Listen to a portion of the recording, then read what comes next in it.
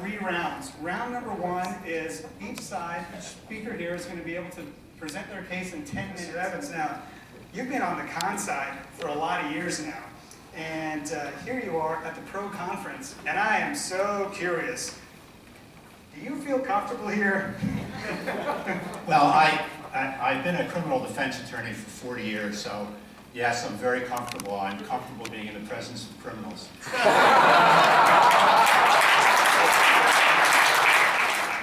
I hope that you will believe what I have to say. And if you believe what I have to say, I hope that that will, in some way, at least for some of you, overcome your selfishness and greed, and that you might decide to pursue a different career. I say this because I'm opposed to medical marijuana, I'm opposed to marijuana legalization, and if you look at the lawsuits that were against the tobacco industry, the civil legal cases and everything else like that, if you take the word tobacco out and put marijuana in, it's a perfect match. And what we're going to do about that, since the government really isn't helping us right now, we've decided to get a group of people who are just as venal and as selfish as you are, and greedy, to go after you. Now our speaker arguing in favor of legalization, Mr. Ethan Nadelmann.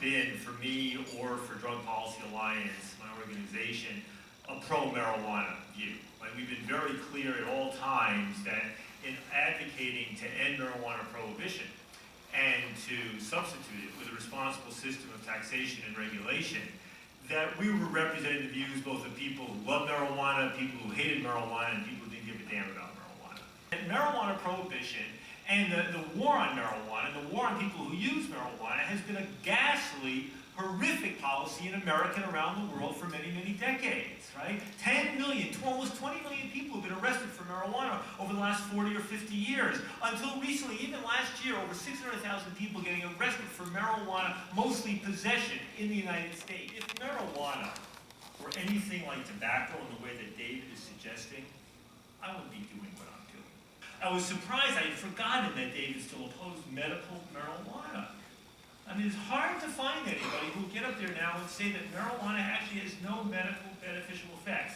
With the hundreds, if not thousands, of studies around the world, you know, from Israel throughout Europe and the United States, with the evidence that's emerged in terms of dealing with the nausea, chemotherapy, with appetite enhancement, the interesting research in terms of cancer suppression and things like that, all of the things emerging with neurological substances. You can go on the website, not just of Drug Policy Alliance, American for Safe Access, and Normal NPP, but for that matter, National Institute of Health, and look at the extensive research in this area. Please do it right. But the notion that we should keep it illegal and continue to impose those penalties on millions of Americans that we've seen in the last 10 to 20, 30, 40 years, I think would be a ghastly mistake. Go to round 2. And round 2 is where we're going to get to ask questions. I'll get to ask questions, they'll get to ask questions of each other, and you will get to ask questions. Do you think that the prohibition is working? Well, I think it has worked because it's kept marijuana levels lower. The problem with legalization is the commercialization. So once you commercialize it, the use of it's going to expand. During the Bush administration, we reduced marijuana use 25% among young people. So yes, it does work. It keeps people from using it. Are the issues that are in front of the cannabis industry, such as drug driving, such as addiction, such as youth use, such as standardization of dosages, such as equal access, such as diversity issues, are those kinds of issues, you think, endemic to the industry now? Is the industry now in the boat that the tobacco industry was, say, in the 1950s, where there's some hubris to it, where it's just, let's go after the money? Or do you think the industry really has to look itself in the face and say, what are we doing? Let's sort this stuff out before we proceed. I think the analogy in the tobacco industry in the 50s, by that time it was a dominant force selling a highly addictive product with massive resources and massive political power. I'll tell you something. I did an event with Governor Hickenlooper in Colorado last summer, and he was asked by the interviewer a few questions by Tina Brown. And one of the questions was, what was the most surprising thing that he found since legalization in Colorado? And his response was how responsible the industry has been there. That when you keep something illegal, you'll deter and discourage some people. But the downsides of criminalization are so enormous, and meanwhile the opportunities to engage in effective regulation, to do this in the right way, I think present an opportunity to deal with marijuana in a mature way in our society.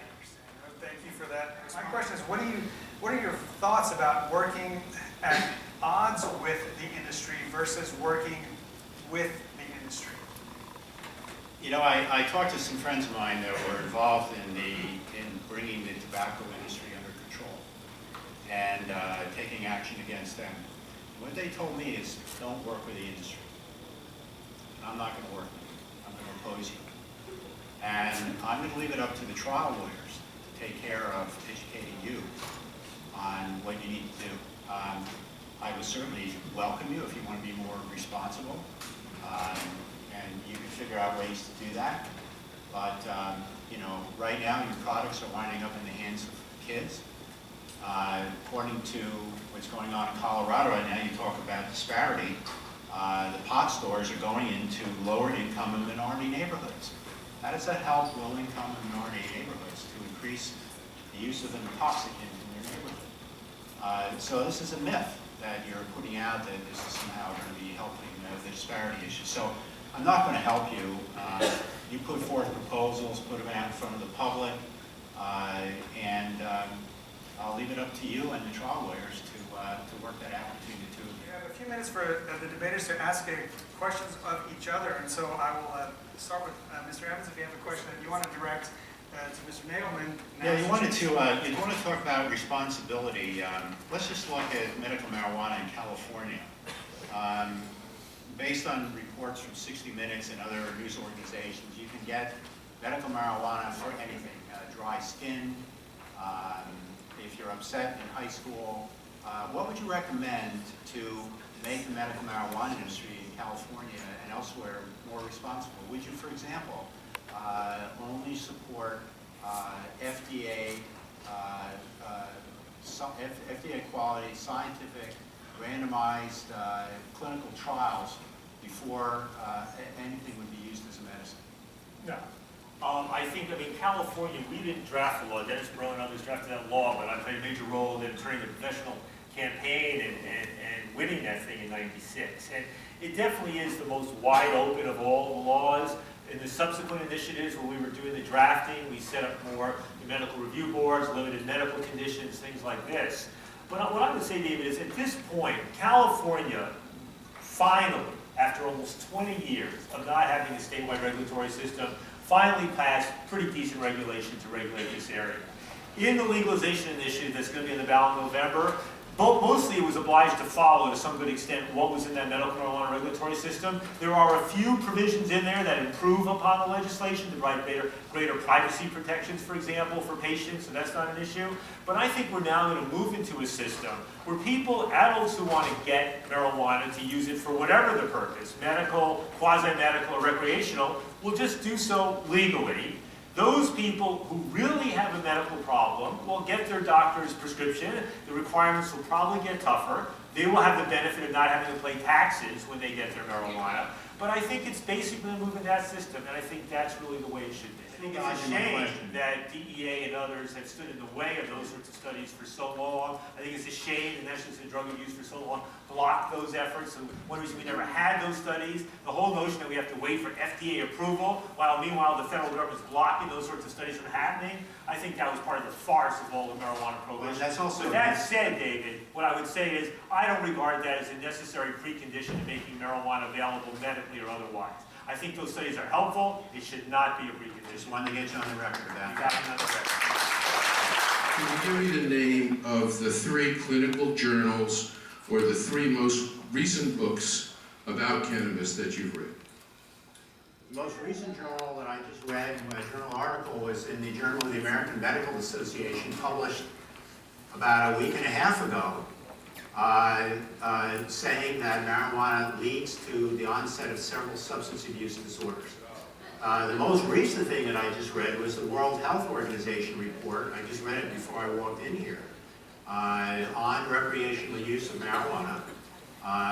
saying that there is clear evidence that it is responsible for the onset of schizophrenia, damage to young people, educational problems. I just read that a couple hours ago. That's the World Health Organization. That's not some right-wing John Birch Society organization. The World Health You're not Organization. answering my question. I I wanted just to did. know You the asked me names what- of the journals. I just Name did. 3 scientific cannabis journals that you read regularly. I don't want you referring us to articles. Well, that wasn't your question. You asked me before about journals that I read, and I gave you the answer. I don't, I